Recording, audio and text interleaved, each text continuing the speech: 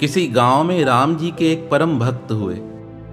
उनका नियम था, वह किसी भी अन्य गांव में जाते थे तो वहां पर राम मंदिर में ही रहते थे और उस राम मंदिर में रहकर एक बार राम जी को संपूर्ण रामायण अवश्य सुनाते थे। एक दिन किसी गांव में आए, उस गांव के श्री राम मंदिर में रुकने का विचार किया और ऐसा सोचकर मंदिर के पुजारी से कहने लगे, मेरा तो नियम है, मैं जिस किसी गांव में जाता हूँ उस गांव के राम मंदिर में पहुंचकर श्री राम जी को राम कथा अवश्य सुनाता हूँ। मंदिर का पुजारी कहने लगा, आपको रुकने की मना नहीं है, पर हमारे क्षेत्र की एक विशेषता है, आप कितनी भी राम कथा कर लो, लोग राम कथा सुनने आएंगे ही नहीं। तब वह भक्त कहने लगे, मुझे लोगों से मतलब भी नहीं है, मैं भगवान के आश्रित हूँ, भगवान के आधार पर चलता हूँ और मेरी कथा और कोई सुने या न सुने, मेरे हनुमान जी अवश्य सुनते हैं। मैं तो मन में यही सोचता हूँ कि श्री राम जी मेरी कथा सुनते हैं और भगवान शंकर जी सुनते हैं और हनुमान तो साक्षात आकर बैठ जाते हैं। पुजारी जी समझ गए कि यह भक्त बड़े सच्चे हैं, तो पुजारी जी ने कहा, आप जितने दिन हमारे गांव में रुकना चाहें आप रुक सकते हैं, मेरा घर आपकी सेवा में उपलब्ध है और यह राम जी का मंदिर है, इस मंदिर में आप जितने समय कथा करना चाहें कर सकते हैं। वह भक्त कहने लगे, कथा तो 9 दिन की है, मैं तो सिर्फ 9 दिन ही कथा करूंगा, उसके उपरांत मैं अन्य गांव की ओर चला जाऊंगा। दूसरा दिन हुआ, प्रातःकाल भक्त जी ने श्री राम जी की कथा प्रारंभ की, पर कथा में कोई व्यक्ति तो आया ही नहीं। पंडित जी सिर्फ अपने मंदिर की साफ सफाई करके चले गए। अब भक्त सिर्फ अकेले ही कथा कर रहे थे।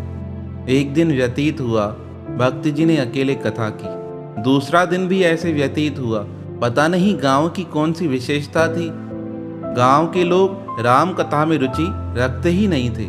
चौथा दिन हुआ, 4 व्यक्ति आकर राम कथा में विराजमान हुए। 5वें दिन 5 व्यक्ति आए। इस प्रकार 7 दिन व्यतीत हो गए। अब भक्त तो सच्चे मन से भगवान की कथा कहते थे, राम जी सुनते थे, हनुमान जी सुनते थे। 7वें दिन जैसे ही कथा चल रही थी तो उस दिन कथा के अंतर्गत उस गांव में एक सेठ जी थे जो बड़े कंजूस थे। वह राम जी के मंदिर में मत्था टेकने आए। वह जैसे ही राम की मूर्ति के समीप मत्था टेकने लगे, तभी राम जी की मूर्ति से आवाज आई, हनुमान, ओ हनुमान। हनुमान जी की मूर्ति कहने लगी, जी प्रभु, क्या आदेश है।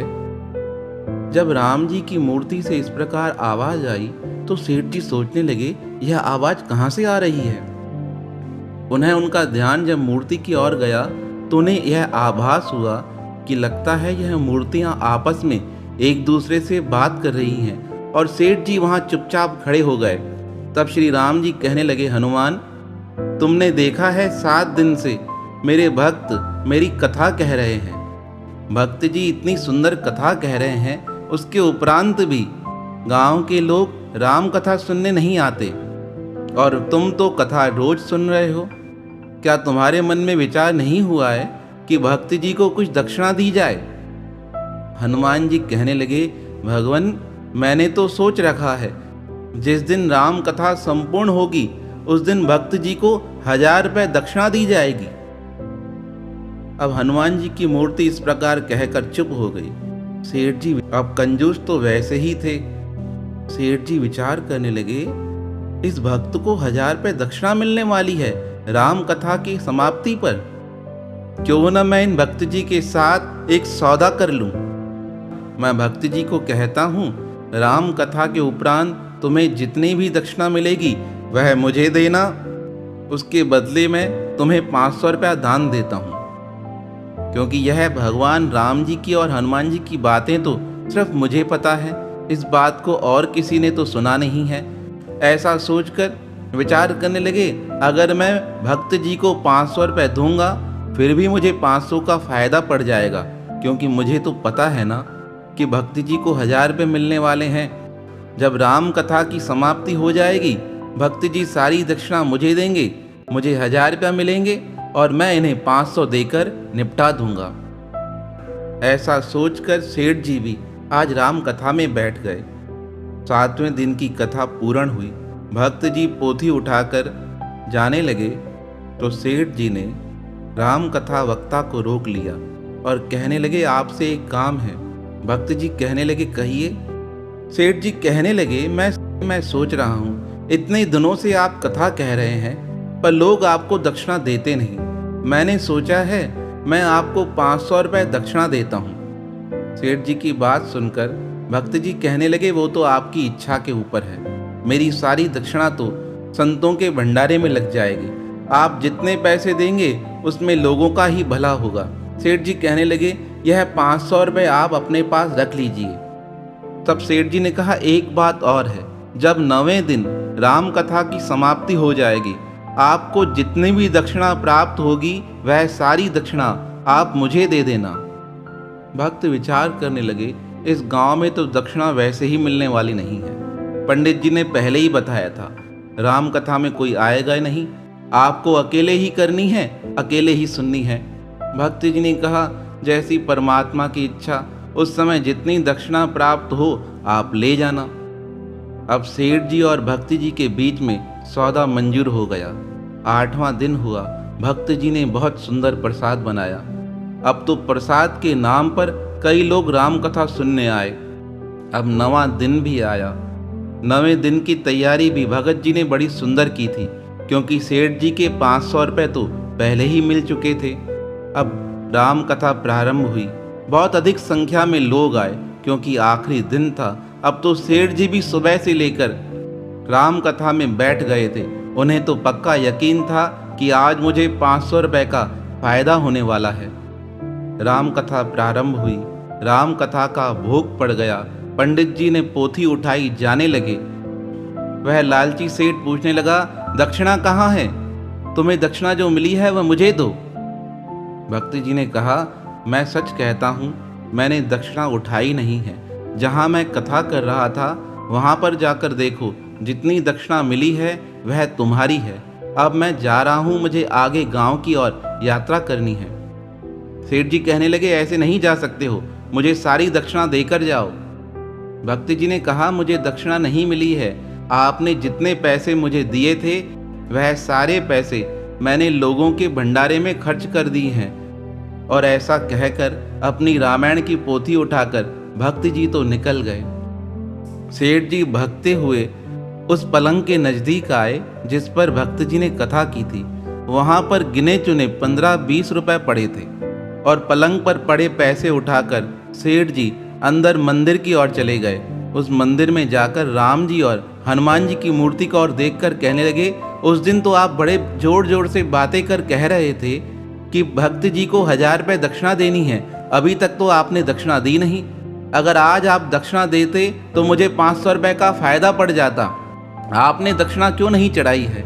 पर वह तो मूर्तियां थी, वह तो चुपचाप सब सुन रही थी। भक्त जी को बड़ा गुस्सा आया और कहते हैं ना, गुस्से में ज्ञान रहता ही नहीं। और क्रोध के अज्ञानवश होकर सेठ जी ने बड़े जोर से हनुमान जी के पैर पर प्रहार किया। पर जैसे ही सेठ जी ने हनुमान जी के पैर पर प्रहार किया, हनुमान जी ने सेठ जी के पैर को जकड़ लिया। हनुमान जी की मूर्ति ने सेठ जी का पैर इतना जोर से पकड़ा, बार बार प्रयास करने पर भी सेठ जी अपना पैर छुड़ा नहीं पा रहे थे। तब राम जी की मूर्ति पुनः बोली, हनुमान। हनुमान जी कहने लगे, जी प्रभु जी। राम जी कहने लगे, हनुमान जी, मैंने आपसे कहा था मेरे भक्त को 1000 रुपया दक्षिणा देनी है, तुमने तो सिर्फ उसे 500 ही दिलाई है। तब हनुमान जी हंसकर कहने लगे, महाराज अभी 500 सेठ जी और देने वाले हैं, तभी तो मैंने इनका पैर पकड़ लिया है। सेठ जी क्रोधित होकर कहने लगा, मेरा पैर छोड़ो, मेरा पैर छोड़ो, जल्दी से उस भगत जी को पकड़ कर आओ, मुझे उनसे अपने पैसे वापस लेने हैं। हनुमान जी कहने लगे, सेठ जी ऐसे छूटने वाले नहीं हो, जब तक 500 रुपये दक्षिणा नहीं दोगे तब तक तुम्हारा पैर नहीं छूटेगा। अब सेठ जी का बुरा हाल हो गया, चिल्लाने लगे, कोई मुझे बचाए, कोई मुझे बचाए। मंदिर में उपस्थित सब लोग भागते हुए सेठ जी के पास आए और कहने लगे, क्या हुआ है? सेठ जी कहने लगे, मेरे पैर को हनुमान जी ने बांध दिया है। अब यह बातें अन्य लोगों को तो दिखाई नहीं दे रही थी। उन्हें तो लग रहा था सेठ पागल हो गया है। कुछ लोगों ने जाकर सेठ के बच्चों को सारी बातें बताई। सेठ के 2 पुत्र भगते हुए मंदिर में आए और अपने पिता से पूछने लगे, पिताजी क्या हुआ, आप चल क्यों नहीं पा रहे हैं? सेठ रोते हुए कहने लगा, हनुमान जी ने मेरे पैरों को जकड़ लिया है। पुत्रों ने पूछा, किस कारण से जकड़ लिया गया है? तो वह कहने लगे, एक भक्त जी यहाँ कथा कर रहे थे, मैंने उनसे सौदा किया था, कथा समाप्ति के पश्चात जितनी दक्षिणा आपको मिलेगी वह सारी मैं ले लूँगा और इसके बदले में मैं आपको 500 रुपये दक्षिणा देता हूँ। मैंने तो उन्हें 500 की दक्षिणा दे दी है, पर उन्हें आज कुछ मिला नहीं, इसलिए मैं बड़ा क्रोधित होकर इस मंदिर में आ गया और क्रोधित होकर मैंने हनुमान जी के ऊपर पाँव का प्रहार किया, पर जैसे ही प्रहार करने वाला था हनुमान जी ने मेरा पाँव जकड़ लिया है। अब यह हनुमान जी हंसते जा रहे हैं और हनुमान जी बार बार मुझसे यही कह रहे हैं, सेठ जी 500 रुपये दीजिए, उस भक्त को देकर आइए, मैं तुम्हारा पाँव छोड़ दूंगा। अभी इस प्रकार बातें चल ही रही थी कि सबके नज़दीक भगवान शंकर जी की मूर्ति से हंसने की आवाज़ आई। भगवान शंकर हंसते हुए कहने लगे, हनुमान जी अब तो भगत जी आगे चले गए हैं, क्या अभी भी तुम उन्हें सिर्फ 500 रुपये ही दिलाओगे? तब हनुमान जी कहने लगे, प्रभु जी अगर आप आदेश दें तो हम पुनः 1000 रुपये निकलाएं सेठ जी से। तब हनुमान जी की मूर्ति हंसते हुए कहने लगी, हे प्रभु जी आप जितना आदेश करेंगे उतनी दक्षिणा हम सेठ जी से भक्त जी को दिला देंगे। तब भगवान शंकर की मूर्ति हंसते हुए कहने लगी, अब तो 1000 रुपया दिलाना चाहिए, क्योंकि सेठ जी आनाकानी कर रहे हैं देने में और भक्त जी के साथ इन्होंने झूठ भी कहा है और भक्त जी को ठगने का प्रयास भी किया है, इसलिए अब हमारी इच्छा है सेठ जी 1000 रुपया दान करें। अब सब मूर्तियों की आवाज़ें गांव के सब लोगों ने सुनी। वह हैरान हो गए, यह मूर्तियां आपस में कैसे बात कर रही हैं। सेठ के पुत्रों ने कहा, पिताजी जल्दी से आज्ञा कीजिए, हम भगकर उन भक्तों को 1000 रुपया देकर आते हैं, आप इस बंधन से मुक्त हो जाओगे। अब सेठ जी ने बड़े दुखी मन से हाँ करते हुए कहा, जल्दी जाओ, उस भक्त जी को ढूंढकर 1000 रुपया देकर आओ और मैं बंधन से मुक्त हो जाऊं। सेठ के बालक भगते हुए भगत जी को ढूंढकर उनके हाथों में 1000 रुपया देकर वापस आ गए और सेठ जी को आकर देखकर कहा, हम 1000 रुपया देकर आए हैं। तब हनुमान जी भगवान श्री राम की ओर देखकर कहने लगे, प्रभु जी आपकी आज्ञा का पालन हो गया है, अन्य कोई आज्ञा हो तो आदेश दीजिएगा। तब श्री राम जी और भगवान शंकर जी हंसते हुए कहने लगे, हनुमान जी आपने बड़ी अच्छी सेवा की है, आपने भक्त को इतना धन दे दिया है कि उसका जीवन यापन अच्छे से हो जाएगा।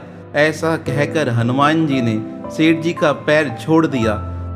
सेठ जी बड़े क्रोधित हो अपने घर आ गए। कितना पावन प्रसंग था ना यह, कि भगवान अपने भक्तों को कभी छोड़ते ही नहीं। भक्त के मन में लालच नहीं था, वह तो यह सोचकर कथा करते थे कि मेरे भगवान मेरी कथा सुनते हैं, और जो भगवान के ही निमित्त हो जाते हैं भगवान उनकी पालना स्वतः करते हैं। और सेठ जी ने देखो किस प्रकार भक्त को ठगने का प्रयास किया। जो भक्तों को ठगने का प्रयास करता है ना, भगवान उसे कभी क्षमा नहीं करते। कोई अगर भगवान के भक्तों को ठगना चाहेगा तो भगवान उसे और अधिक सजा देकर उसका अधिक नुकसान कर देते हैं। तो इसलिए शास्त्रों में आया है, भगवान की तो सच्चे हृदय से सेवा करनी ही चाहिए, पर उनके साथ जो भगवान के भक्त हैं उनका भी सच्चे हृदय से पूजन करना चाहिए, क्योंकि यह भगवान के भक्त ही तो भगवान से मिलाने वाले होते हैं। तो अब तो हम सबको यकीन हो गया ना, हम जब राम कथा पढ़ते हैं, भगवान की कोई अन्य कथा पढ़ते हैं, कोई हमारे पास आए या ना आए, हमारे हनुमान जी तो सदा हमारे साथ उस कथा को सुनते हैं। श्री राम जी अपनी कथा को बड़े चाव से सुनते हैं। वह कथा का कितना पुण्यमय फल देते हैं। आपने सुना ना इस कथा के माध्यम से कि भगवान स्वयं चलकर आए, भक्त की कथा को भी सुना और भक्त को खाली भी नहीं छोड़ा। तो ऐसे भक्त वत्सल भगवान जो निरंतर अपने भक्तों की संभाल करते हैं, उनके पावन श्री चरणों में हमारा बारंबार प्रणाम है, प्रणाम है, प्रणाम है।